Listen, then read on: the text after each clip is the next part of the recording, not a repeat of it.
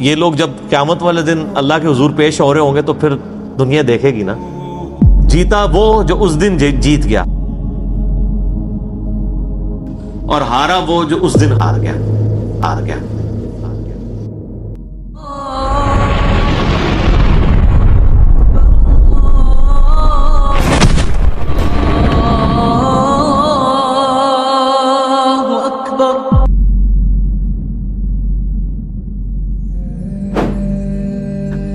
فَأَمَّا مَنْ أُوتِيَ كِتَابَهُ بِيَمِينِهِ، پس قیامت کے دن جس کو اس کا نامہ اعمال دائیں ہاتھ میں دیا جائے گا، فَسَوْفَ يُحَاسِبُ حِسَابًا يَسِيرًا، تو پھر عنقریب اس کا حساب آسانی سے لے لیا جائے گا۔ یعنی پھر وہ صرف ایک زبانی جمع خرچ والی بات ہوگی، جس کو نامہ اعمال دائیں ہاتھ میں ملا اس کو تو جنت کا پروانہ مل گیا۔ وَيَنْقَلِبُ إِلَىٰ أَهْلِهِ مَسْرُورًا، اور وہ لوٹے گا اپنے گھر والوں کی طرف بڑی خوشی کے ساتھ۔ یعنی دنیا میں بھی جب کوئی شخص کوئی ڈگری حاصل کر لیتا ہے، کوئی کامیابی حاصل کر لیتا ہے، تو ہر ایک کو دکھاتا پھرتا ہے، یہ دیکھو میں کامیاب ہو گیا ہوں۔ تو قیامت والے دن بھی ظاہر ہے کہ وہ الٹیمیٹلی سب سے بڑی ڈگری تو وہ ہے نا، اصل کامیاب ہوا جو آخرت میں کامیاب ہوا۔ دنیا میں چاہے کوئی شخص گمنامی کی موت مر گیا کسی فٹ پاتھ کے کنارے، اس کو لاوارث لاش کے طور پہ بغیر کفن کے بھی دفنا دیا گیا، تو قبر میں اسے جنتی کفن مل جائے گا، اینڈ رزلٹ تو اس کا بہترین ہے۔ اور دنیا میں کسی ٹھاٹ کی زندگی کسی نے گزاری، مرنے کے بعد چاہے اس کی قبر جو ہے وہ سونے کی بھی بنا دی جائے، اس کے اندر جو اس پہ حالات وارد ہونے ہیں وہ تو کوئی نہیں بدل سکتا۔ تو وہ شخص بڑی خوشی کے ساتھ اپنے گھر والوں کی طرف لوٹے گا اور فخر سے بتائے گا، یہ دیکھو میں آج کے دن کے لیے تیاری کر رہا تھا، میں کامیاب ہو گیا۔ اسی کو سپورٹیو ایک 2-3 احادیث ہیں صحیح مسلم کے اندر۔ صحیح مسلم ایک حدیث ہے کہ نبی صلی اللہ علیہ وآلہ وسلم نے فرمایا کہ دنیا کی زندگی مومن کے لیے قید خانہ ہے اور کافر کے لیے جنت ہے۔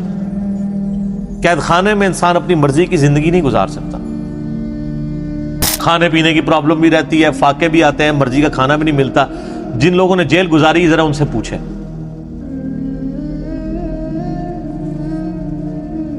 اور کافر اپنی مرضی کی زندگی گزارتا ہے، اس لیے اس نے دنیا کو جنت بنایا۔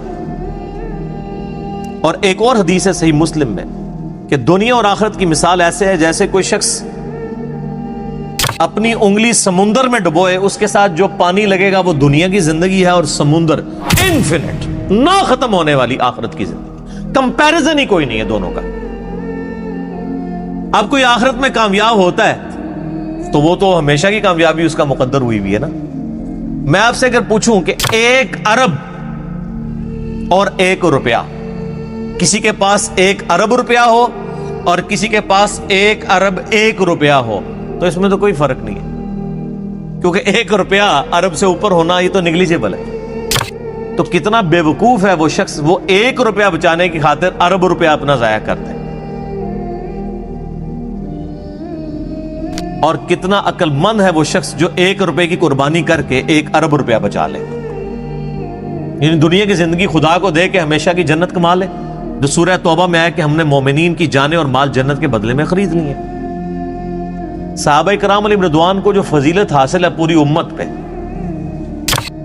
وہ اسی لیے ہے کہ انہوں نے قربانیاں دی ہیں، جان مال ہر چیز کی، آخری درجے میں۔ صحیح مسلم میں ہی ایک اور حدیث ہے بڑی رکت انگیز، اسی آیت سے مجھے یاد آئی کہ قیامت والے دن اللہ تعالیٰ ایک ایسے شخص کو بلائے گا جس نے دنیا میں بڑی مفلسی اور غربت کی زندگی گزاری ہوگی، حلال و حرام کی تمیز کرتے ہوئے ڈرتے ڈرتے قید خانے والی زندگی گزاری ہوگی، بڑی مشقت کی زندگی۔ قیامت والے دن اللہ تعالیٰ فرشتوں کو کہے گا کہ میرے اس بندے کو ذرا جنت کا ایک پھیرا لگواؤ۔ جنت کا ایک پھیرا جب لگے گا نا تو اللہ تعالیٰ پوچھے گا، ہاں بھائی کوئی دنیا میں تو نے تکلیف دیکھی؟ وہ کہے گا، اے اللہ تیری عزت کی قسم میں نے دنیا میں کوئی تکلیف نہیں دیکھی۔ ایک جنت کا پھیرا دنیا کی ساری مشقت کو کافور کر دے گا۔ سر چھوڑ دیں، قیامت کا دن ہی صرف 50,000 سال کا دن ہے۔ دنیا میں 60 سال کی زندگی کے عوض اگر وہ 50,000 سال کا قیامت کا دن ہی صرف امن میں گزر جائے نا، تو یہی بدلہ کافی ہے کہ باقی لوگ ذلیل ہو رہے ہوں اور آپ کو اللہ کے عرش کا سایہ نصیب ہوا ہو۔ 60 سال کے بدلے میں 50,000 سال کی صرف قیامت کے دن کی کامیابی مل جائے، بعد کی تو اربوں سال کی زندگی ہے، اور دنیا میں 60 سال میں عیاشی میں، اور 60 سال بھی کیا عیاشی کے گزارنے ہوتے ہیں، اس کو بھی آپ نیٹ کیلکولیشن کریں تو چند ایک سال ہی بنتے ہیں، سونے کے اوقات نکال دیں، بچپن کے اوقات نکال دیں، اس کے بدلے اور کوئی عذاب نہ بھی ہو، قیامت کے دن کا 50,000 سال کا دن ہی عذاب میں کاٹنا پڑ جائے تو یہی بہت بڑا عذاب ہے۔ اللہم اجرنا من النار، آمین۔ پھر اللہ تعالیٰ، صحیح مسلم میں حدیث ہے کہ اللہ تعالیٰ ایک ایسے بندے کو بلوائے گا جس نے دنیا میں بڑی عیاشی کی زندگی گزاری ہوگی، کوئی حلال و حرام کی تمیز نہیں کی ہوگی، اپنی مرضی کی زندگی گزاری ہوگی۔ اور میں اکثر کہتا ہوں کہ دنیا آپ اللہ کی مرضی کی گزاریں، آخرت آپ کی مرضی کی ہوگی، اور اگر دنیا آپ نے اپنی مرضی کی گزاری تو آخرت پھر اللہ کی مرضی کی ہوگی۔ اللہ تعالیٰ فرمائے گا ذرا اسے ایک پھیرا لگاؤ نا دوزخ کا۔ یہ بڑا کہتا تھا دنیا میں کہ ایک پھیرا ہی لگنا خیر ہے، کہتے ہیں نا مسلمان، یہودیوں سے ہی مستعار لی ہوئی ہے نا یہ چیز، یہودی بھی یہی کہتے تھے کہ اگر اللہ نے ہمیں دوزخ میں بھیجا تو چند دن کے لیے بھیجے گا، الٹیمیٹلی تو ہم بخشے بخشائے ہیں۔ اللہ نے فرمایا تم نے کوئی عہد لے لیا اپنے رب سے اس معاملے میں؟ یہاں تو ایسے بڑی آسانی سے لوگ یہ کہہ دیتے ہیں، میں تو اکثر کہتا ہوں کہ ہم میں تو یہ بھی طاقت نہیں کہ ہم 10 سیکنڈ کے لیے موم بتی کے فلیم کے اوپر اپنا ہاتھ رکھ سکیں۔ جو شخص اتنا کمزور ہو وہ یہ دعویٰ کرے کہ خیر ایک پھیرا ہی لگے گا۔ سورہ الفرقان میں اللہ تعالیٰ فرماتا ہے کہ دوزخ تھوڑی دیر کے رہنے کے لیے بھی اور زیادہ دیر کے لیے بھی بدترین جگہ ہے، لیکن مسلمان کہتا ہے ایک پھیرا ہی لگے گا۔ کوئی 10 سیکنڈ کے لیے موم بتی کے فلیم پہ ہاتھ رکھ سکتا ہے؟ بخاری مسلم کے الفاظ ہیں، نبی علیہ السلام فرمایا کہ آخرت کی آگ دنیا کی آگ سے 70 گنا زیادہ تیز ہے، اس آگ میں صرف 10 سیکنڈ کے لیے ہاتھ نہیں رکھا جانا، پتہ نہیں کتنے عرصے کے لیے پھینکا جانا ہے، اور آپ کہتے ہیں ایک پھیرا ہی لگے گا۔ ہم دنیا میں اس سے بھی آسان مثال دیتے ہیں، اگر کوئی شخص کہتا نا ایک پھیرے سے کیا فرق پڑتا ہے، اسے کہیں کہ ہم آپ کو ایک فجر کی نماز چھوڑنے پہ صرف ایک پھیرا لگاتے ہیں، فجر سے لے کے زور تک کا، ایک ایسے کمرے میں جو کمرے کا سائز ہوگا 10 فٹ بائی 10 فٹ، اس میں 100 کوبرا سانپ ہوں گے، 100 بچھو ہوں گے، 100 اژدہا ہوں گے، بس ایک ہی پھیرا لگنا ہے فجر سے زور تک۔ تو تصور سے انسان کو لگ پتا جاتا ہے۔ تو اس کا مطلب یہ ہے آخرت، چونکہ دنیا نقد ہے، فوراً بندے کو خوف آتا ہے، آخرت ادھار ہے، انسان کہتا ہے نہیں خیر دیکھی جائے گی، چھاٹ ہی دے گا، کچھ بھی ہے اللہ تیرے محبوب کی امت سے، بولے اعوذ باللہ تعالی۔ تو اللہ تعالیٰ، صحیح مسلم کے الفاظ ہیں، اس جو بندہ کہتا تھا نا دنیا میں خیر ایک پھیرا ہی لگے گا، اللہ تعالیٰ کہے گا ذرا اس کو ایک پھیرا لگواؤ نا دوزخ کا، بڑی عیاشی کی اس نے دنیا میں۔ جب دوزخ کا ایک پھیرا لگے گا تو اللہ تعالیٰ پوچھے گا ہاں بھائی کوئی دنیا میں خیر دیکھی تو نے؟ کہ اللہ، وہ کہے گا اللہ تیری عزت کی قسم میں نے دنیا میں کوئی خیر نہیں دیکھی۔ دنیا کی ساری عیاشی دوزخ کے ایک پھیرے سے کافور ہو جائے گی، صرف پھیرا، ابھی تو پرماننٹلی جو اس نے جانا ہے وہ علیحدہ معاملہ ہے۔ تو یہاں کس طرح لوگ کہہ دیتے ہیں؟ اب اس پورے تناظر میں اس آیت کو اگر آپ سمجھیں کہ جسے دائیں ہاتھ میں نامہ اعمال دیا جائے گا اس کا حساب آسانی سے لیا جائے گا اور وہ بڑی خوشی کی حالت میں اپنے گھر والوں کی طرف لوٹے گا۔ وَأَمَّا مَنْ أُوتِيَ كِتَابَهُ وَرَاءَ ظَهْرِهِ، اور جسے اس کا نامہ اعمال اس کی پشت کے پیچھے سے دیا جائے گا، الٹے ہاتھ میں دیا جائے گا، الٹے ہاتھ میں اور پشت کے پیچھے سے۔ پشت کے پیچھے سے اس لیے دیا جائے گا اس کو کہ جب اس کا نامہ اعمال اس کے الٹے ہاتھ میں پکڑایا جائے گا نا تو اس کو پتا چل جائے گا میں فیل ہو گیا ہوں، تو وہ اپنا ہاتھ ہی پیچھے کر لے گا۔ یہ تو دنیا تو نہیں ہے نا کہ آپ دھوکہ دے لیں، بچ جائیں۔ دنیا میں تو ٹرین پہ بغیر ٹکٹ کے جو لوگ سفر کر رہے ہوتے ہیں، اگر ٹی ٹی آ جائے تو ایک کمرے سے دوسرے میں چلے جاتے ہیں، یہی کرتے ہیں نا، یا باتھ روم میں جا کے چھپ جاتے ہیں ٹکٹ نہ خریدنے کے لیے۔ تو سر یہ تو اللہ سے کون بچ سکتا ہے؟ کوئی نہیں بچ سکتا۔ تو الٹے ہاتھ میں اسے نامہ اعمال جب اس کے الٹے ہاتھ کی طرف بڑھایا جائے گا نا، وہ کہے گا لو جی مارا گیا، تو اپنا ہاتھ پیچھے کر لے گا، تو پیچھے سے اس کو پکڑا دیا جائے گا۔ وہ تو فرشتے ہیں نا جی۔ اللہم اجرنا من النار، آمین۔ اللہ تعالیٰ ہمیں نامہ اعمال دائیں ہاتھ میں نصیب فرمائے اور بغیر حساب و کتاب میں جنت میں داخلہ عطا فرمائے، آمین۔ فسوف يدعو ثبورا، وہ چلائے گا اور کہے گا ہائے میری موت، ہائے میری موت. پھر وہ موت پکارے گا کہ موت آئے تو جان چھوٹ جائے. وَيَصْلَى سَعِيرًا، اور اسے بھڑکتی ہوئی آگ میں داخل کیا جائے گا. إِنَّهُ كَانَ فِي أَهْلِهِ مَسْرُورًا، بے شک یہ دنیا میں اپنے گھر والوں میں تو بڑا خوش رہتا تھا. اچھا اس میں امپلائڈ ہے کہ جو دوسرا ہے نا وہ گھر والوں میں خوش کوئی نہیں تھا. جو جنتی ہے وہ گھر میں نہ خوش ہی تھا. تبھی تو وہ گھر والوں کو جا کے بتائے گا نا کہ دنیا میں تو تم نے مجھے بڑا تنگ کیا ہے، دیکھ لو آج میں پاس ہو گیا ہوں. ورنہ تو وہاں بھی آتا کہ وہ دنیا میں بڑا خوش تھا گھر والوں سے. جو دوستی ہے نا اس کا ذکر ہے کہ وہ گھر میں خوش تھا دنیا میں، اور اب گھر والوں کے آگے جا کے روئے گا کہ تمہاری وجہ سے میں نے حلال اور حرام کی تمیز گنوا دی، آج دیکھو میں مارا گیا ہوں. لیکن اس وقت رونے پیٹنے سے فائدہ کوئی نہیں ہونا. وہی اولاد جس کے لیے اس نے دنیا میں مشقت اٹھائی تھی اور دنیا میں عیاشی کی زندگی ان کو گزارنے کے لیے خود حرام کی کو جو ہے وہ کمایا تھا، مارا جائے گا. اب دیکھ لیں اللہ تعالیٰ مارا کہ وہ دنیا میں بڑا خوش تھا اپنے اہل و عیال کے اندر. یہ حقیقت بات ہے. جو دین کے راستے پہ چلے نا جی سر، دنیا اس کی پھر آسان نہیں ہوتی، ورنہ انبیاء کرام علیہ السلام کی دنیا آسان ہو جاتی. یہ جو جب دعا بھی کی جاتی ہے نا ربنا آتینا فی الدنیا حسنہ وفی الآخرۃ حسنہ وقنا عذاب النار، اس حسنہ سے قطعاً یہ مراد نہیں ہے کہ آپ دنیا سکون کی آپ کی گزرے گی اس حوالے سے کہ آپ کو دنیاوی نعمتیں مل جائیں گی. نہیں، صرف یہ ہوگا کہ دنیا میں جو تکلیفیں آئیں گی نا وہ برداشت کرنا آسان ہو جائیں گی. تکلیف سے کسی کو چھٹکارا نہیں ہے. وَلَنَبْلُوَنَّكُمْ بِشَيْءٍ مِّنَ الْخَوْفِ وَالْجُوعِ وَنَقْصٍ مِّنَ الْأَمْوَالِ وَالْأَنفُسِ وَالثَّمَرَاتِ، ضرور آزمائیں گے تھوڑے سے خوف سے، بھوک سے، جان اور مال میں نقصان کے ذریعے. ہمیں بظاہر بڑے آسودہ حال نظر آنے والے لوگ بھی اگر آپ ان کی پرسنل لائف میں جائیں تو انہیں دنیا میں بڑی تکلیف ہوتی ہے. ہمیں نظر آ رہا ہوتا ہے کہ یہ بندہ دین کے ساتھ جڑا ہے تو شاید بڑے سکون کی زندگی گزار رہا ہے. ہر بندے کی اپنی ایک سٹوری ہوگی. خیر دین سے جڑے یا نہ جڑے تکلیفیں تو آنی ہیں، لیکن دین کے ساتھ جڑے ہوئے ہوں گے تو تکلیفوں کو سہنا آسان ہو جائے گا، دنیا حسنہ بن جائے گی، صبر نصیب ہو جائے گا. سیدنا ابو ذر غفاری رضی اللہ تعالیٰ عنہ علیہ السلام کی پوری زندگی تکلیف سے معمور ہے. میرا یوٹیوب پہ کلپ بھی ہے، کبھی آپ کو موقع ملے.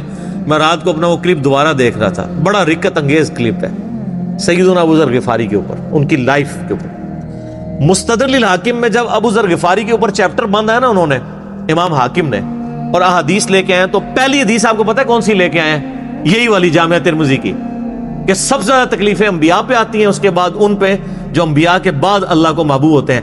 حضرت ابو ذر غفاری کی فضائل اور ان کی زندگی کے حالات پہ حدیثیں لکھنے سے پہلے انہوں نے چیپٹر کی ہیڈنگ بنا کے نا ابو ذر غفاری کا بیان، پہلی حدیث یہ، حالانکہ اس حدیث میں حضرت ابو ذر غفاری کا ذکر نہیں تھا، لیکن انہوں نے بتایا کہ اب آئندہ جو تم حدیثیں پڑھو گے نا وہ اس تناظر میں سمجھنا کہ ابو ذر غفاری کی زندگی غم سے معمور اس لیے ہے کہ نبیوں کے بعد اس کا مرتبہ ہے.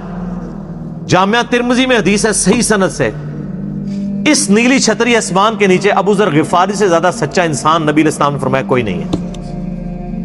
یار اللہ کے نبی جو صادق اور امین ہے، وہ جس شخص کے بارے میں کہہ رہے ہو کہ آسمان کے نیچے سے زیادہ سچا انسان کوئی نہیں. اور ترمذی میں حدیث ہے، نبی علیہ السلام نے فرمایا کہ اس نیلی چھتری آسمان کے نیچے میری امت میں عیسیٰ ابن مریم کی مثل دنیا سے زہد پہ اگر کوئی ہے تو ابو ذر غفاری ہے. عیسیٰ کی مثل. حضرت عیسیٰ ابن مریم کے بارے میں روایتوں میں ملتا ہے کہ وہ دنیا سے اس قدر زہد اختیار کیے ہوئے تھے کہ وہ برتن بھی پانی پینے کا استعمال نہیں کرتے تھے. وہ کہتے تھے یہ بھی دنیا کا مال ہے، ہاتھ سے پانی پیا کرتے تھے.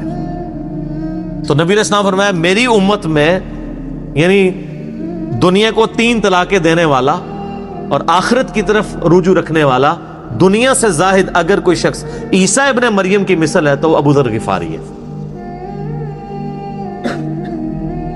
تو سر پھر یہ لوگ جب قیامت والے دن اللہ کے حضور پیش ہو رہے ہوں گے تو پھر دنیا دیکھے گی نا، جیتا وہ جو اس دن جیت گیا اور ہارا وہ جو اس دن ہار گیا. تو اللہ تعالیٰ ماتا ہے کہ یہ دنیا میں بڑا عیاشی میں تھا. انہ ظن ان لن یحور، وہ تو دنیا میں خیال کرتا تھا اسے لوٹ کے گویا اللہ کے پاس آنا ہی نہیں ہے۔ باقی ہمارے مسلمانوں کی اکثریت بھی ایسی زندگی گزاری ہے گویا کہ اللہ کے سامنے پیش ہی نہیں ہونا۔ بلے شاہ سا مرنا نہ ہی گور پیا کوئی اور، کتنے جنازے اٹھاتے ہیں یہ کبھی تصور ہی نہیں آتا۔ حسن بصری فرماتے ہیں رحمہ اللہ تعالی، تابعی ہیں، حضرت سیدنا حسن ابن علی کے شاگرد بھی ہیں،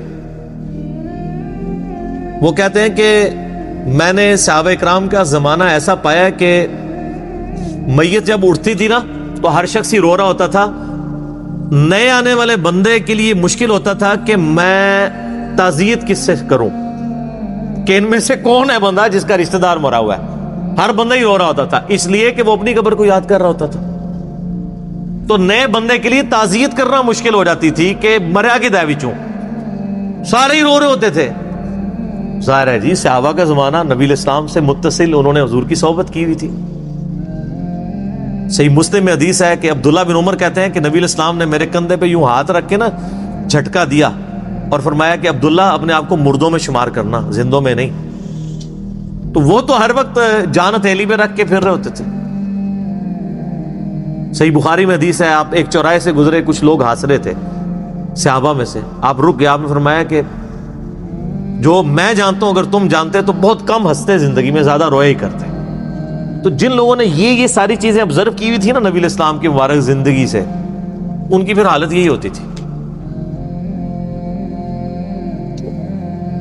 انسان کو یہ کبھی گمان ہی نہیں ہوتا کہ اس نے لوٹ کے بھی اللہ کے پاس جانا ہے۔ بلا کیوں نہیں، ان ربہ کان بہ بصیرا، بے شک تیرا رب تو خوب دیکھ رہا تھا جب وہ اعمال کر رہے تھے۔ دنیا میں بے شک جتنی مرضی یاشی کی ہے وہ کہیں نوٹ ہو رہی تھی، تیرا رب دیکھ رہا تھا، اور وہ رب کا ہی حوصلہ ہے کہ دیکھ رہا ہے اور ڈھیل دیتا رہتا ہے، لیکن جب پھر کھینچے گا نا تو پھر کسی کا لحاظ نہیں ہے۔ بخاری مسلم کی حدیث ہے، اے میری بیٹی فاطمہ، میرے مال سے جو کچھ لینا ہے لے لے، اگر اللہ نے تجھے پکڑ لیا قیامت کے دن میں تجھے اللہ سے چھڑا نہیں سکوں گا۔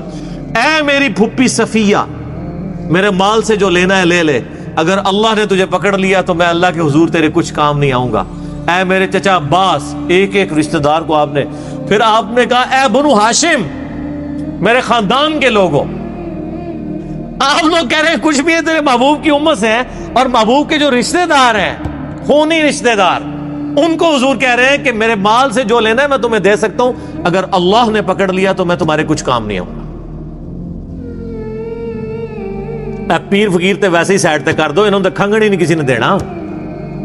جدھر شافع محشر صلی اللہ علیہ وآلہ وسلم یہ بات کر رہے ہیں، کیونکہ شفاعت بھی اللہ کی اجازت سے ہونی ہے جس کے لیے اللہ حکم فرمائے گا، دھونس کے ساتھ شفاعت بھی نہیں، شفاعت بالاذن ہے۔ تو باقی کس کھاتے میں ہے کہ جی میں اس وقت تک جنت میں نہیں جاؤں گا جب تک سارے مرید نہ جنت میں لے جاؤں، اور تنو آپ کسی نے وڑن دینا ہے انی وڈی گلاں۔ اچھا یہ باتیں سن کے لوگ سبحان اللہ کہہ رہے ہوتے ہیں، حالانکہ کتنا متکبرانہ جملہ ہے، یہ تکبر ہی ہے نا، کوئی شخص کہ میں جنت میں کسی کو لے جاؤں گا۔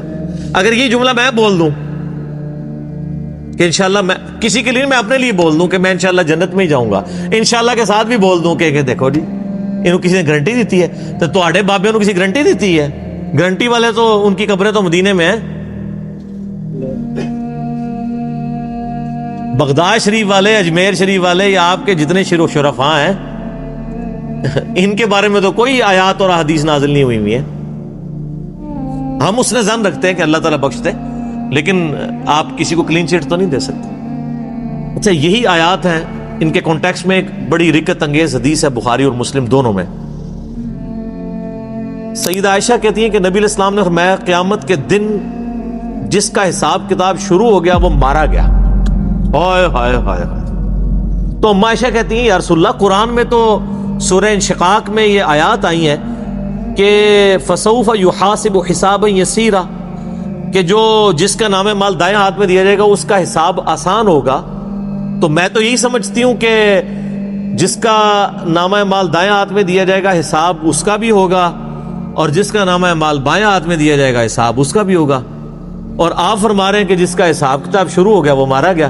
تو آپ نے فرمایا عائشہ یہ حساب وہ حساب نہیں ہے، یہ تو بس صرف سرسری بات ہوگی. جس کا حساب شروع ہو گیا اور اللہ نے پوچھ دیا یہ کیوں کیا، وہ مارا گیا. یہ جنتی وہ ہوں گے جن کا حساب ہونا ہی نہیں ہے. یہ جو ہے نا ان کا حساب آسان ہوگا. حساب آسان یہ ہے کہ ٹوٹل پورا، اچھا جی ہاں جی نیکیاں 1 ارب، گناہ 1 کروڑ، ٹھیک ہے جی پاس. لیکن اگر پوچھ لیا کہ یہ کیوں کیا، وہ مارا گیا. تو آپ اندازہ لگائیں کہ نبی علیہ السلام نے کتنے سخت لفظ استعمال فرمائے ہیں کہ جس کا حساب شروع ہو گیا وہ مارا گیا. تو اسی لیے ہم کہتے ہیں اللہ بغیر حساب و کتاب کے جنت میں داخلہ عطا فرمانا. ٹھیک ہے نا جی. تو آمین بھی کریں اور کوشش بھی کریں. اصل چیز تو یہ ہے. صحیح مسلم میں حدیث ہے، سیدنا ربیعہ رضی اللہ تعالیٰ عنہ نبی علیہ السلام کو وضو کروایا کرتے تھے. ایک دن آپ صلی اللہ علیہ وآلہ وسلم کا سمندر رحمت جوش میں آیا، فرمایا سل ربیعہ، ربیعہ مانگ، آج کیا مانگتا ہے، اجرت مانگ لے جو نبی کی تو خدمت کرتا ہے. صحیح مسلم میں حدیث ہے. ان کا یا رسول اللہ جنت میں آپ کا پڑوس چاہیے. بہت کیا تیاری کر کے رکھی ہوئی تھی، کوئی ورکنگ نہیں کرنی پڑی، اور کائنات کی سب سے بڑی چیز مانگ لی. کائنات میں اگر خدا سے کوئی چیز مانگی جا سکتی ہے نا، ویسے تو سب سے بڑی چیز یہ ہے کہ انسان نبوت مانگ لے. وہ تو مل نہیں سکتی، وہ واہ بھی ہے. اس لیے نبوت کا سوال یا دعا کرنا تو حرام ہے، کیونکہ یہ تو اللہ نے بین کی ہوئی ہے.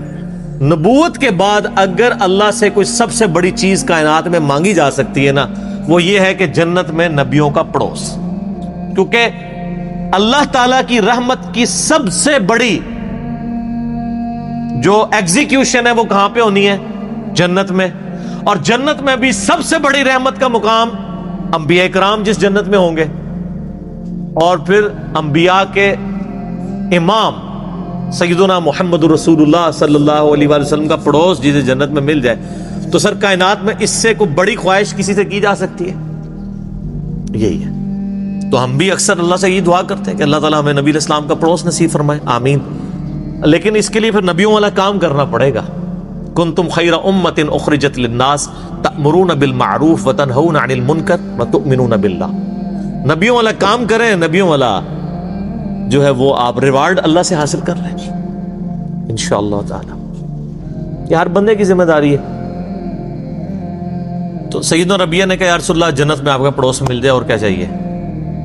تو آپ علیہ السلام نے فرمایا پھر کثرت سجود سے میری مدد کر.